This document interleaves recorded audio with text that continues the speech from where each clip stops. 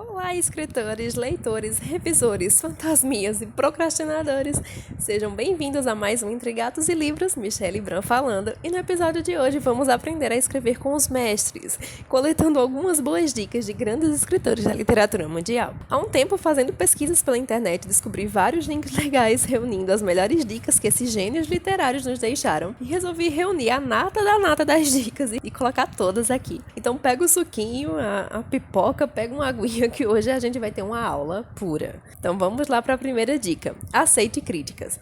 Em uma carta ao seu editor, Tolkien mencionou alguns comentários que C.S. Lewis fez sobre O Senhor dos Anéis. Nas palavras do próprio, quando ele dizia, você pode fazer melhor do que isso. Melhor, Tolkien, por favor. Eu tentava fazer. Eu sentava e escrevia a sessão repetidas vezes. Isso aconteceu com a cena que acho que é a melhor do livro.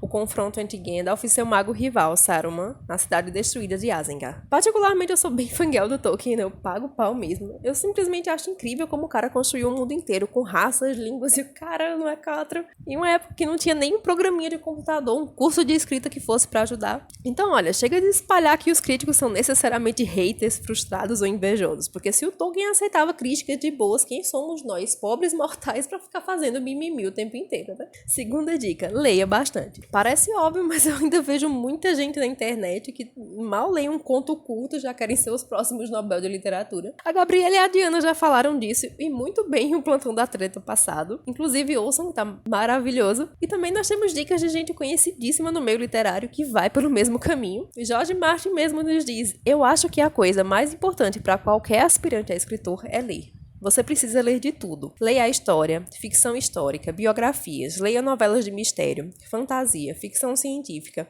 horror, os sucessos, literatura clássica, erótica, aventura, sátira. Cada escritor vai ter algo a ensinar para você, seja bom ou ruim. E sim, você pode aprender com os livros ruins também, o que não fazer. Ray Bradbury também recomenda que os autores leiam bastante para melhorar seu lado intelectual, desde histórias curtas e poemas a textos de política, biologia, filosofia, entre outros. O mais interessante é que ele recomenda que se faça isso antes de dormir. Abre aspas. No final de 1000 noites você estará cheio de material. Fecha aspas. Por último, também temos o Stephen King e seu conselho curto e grosso. Se você não tem tempo para ler, você não tem tempo ou as ferramentas necessárias para escrever. Então já sabem, né? Acabou o podcast, corre lá na nossa playlist na estante que tem sugestões maravilhosas de livros para você ler aos montes por lá. Terceira dica, escreva. De nada adianta querer ser escritor sem escrever, né? E eu preciso tatuar isso que é pra ver se eu aprendo. E o Martin aconselha escrever todos os dias, ainda que seja 1 ou 2 páginas, porque é praticando que você pode melhorar a sua forma de escrever, né? Mas escritores de fanfic, atenção. Segundo ele, abre aspas, mas não escreva no meu universo, no do Tolkien, no do universo Marvel, Star Trek ou qualquer outro que você pegue emprestado. Cada escritor precisa aprender a criar os seus próprios personagens, mundos e configurações. Usar o mundo do outro é o método preguiçoso. Se você não exercitar esses músculos literários, você nunca vai desenvolvê-los. Fecha aspas.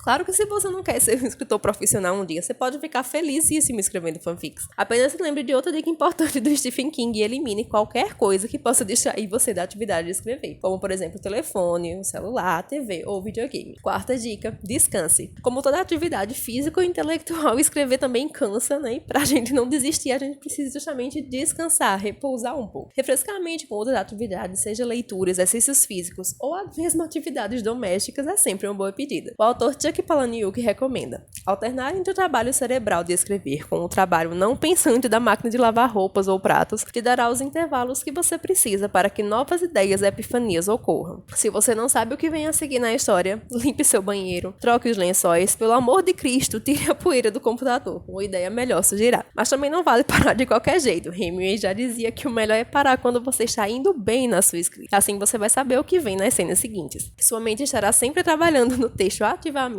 o que pode ser também muito útil para evitar o tão temido bloqueio criativo. Próxima dica, a quinta, é que se você começou a escrever há pouco tempo, talvez não vá conseguir fazer um bom trabalho se já começar logo de cara fazendo textos grandes, por isso a dica é comece devagar.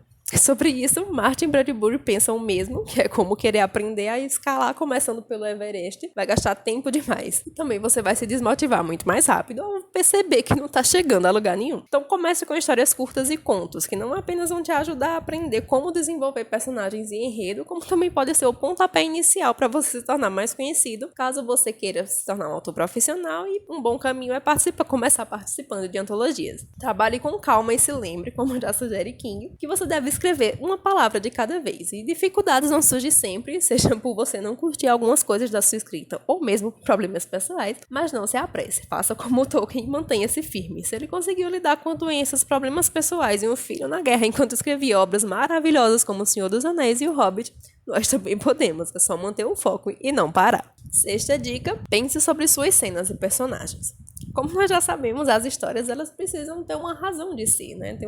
E os personagens eles precisam de um objetivo claro. Então, antes de começar cada história, é muito interessante que a gente já tenha pensado em tudo isso. Nós já falamos aqui sobre a importância de planejar a sua história. Eu mesma já fiz um episódio de um EGL inteirinho só sobre planejamento, mas é algo tão fundamental que não custa bater de novo na tecla de tempos em tempos, né? E nas palavras de Chuck Palahniuk de novo, antes de sentar e escrever uma cena, pondere sobre ela em sua mente. Saiba o propósito daquela cena. Para quais tramas anteriores esta cena vai ser vantajosa? O que isso criará para as cenas seguintes? Como esta cena levará o seu enredo adiante? Conforme você trabalha, dirige e se exercita, tem apenas essa questão em sua mente. Tome algumas notas conforme tiver ideias, e apenas quando você decidiu a coluna vertebral daquela cena, então você senta e escreve. Não vá até aquele computador chato empoeirado sem algo em mente, e não faça o seu personagem se esforçar ao longo de uma cena na qual pouco ou nada acontece. Já sobre os objetivos dos personagens, todos eles precisam ter algo que os motive, né? Que não só os mova para frente, mas que também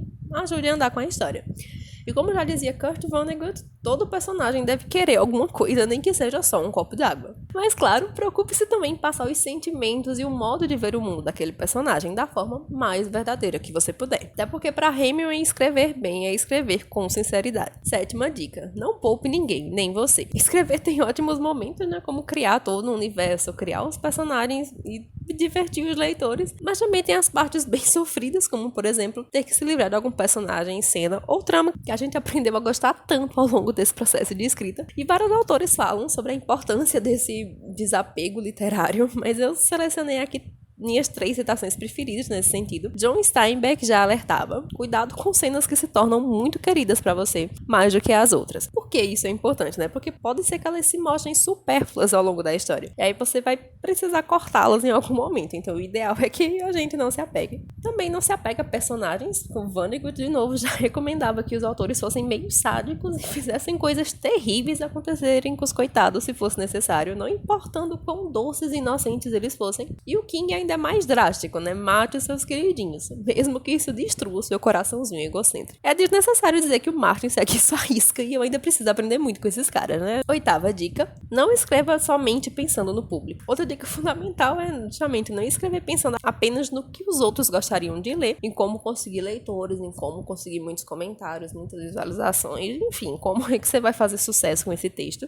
Menos ainda pensando no que os outros vão pensar ou falar de mal do seu texto, né? O que é que eles vão criticar, afinal? Em resumo, simplesmente escreva. Para John Steinbeck, o autor deve esquecer o público generalizado. Abre aspas. Em primeiro lugar, o público sem rosto e sem nome vai assustá-lo. Em segundo lugar, a menos que você esteja num teatro, ele não existe. Na escrita, o público é um único leitor.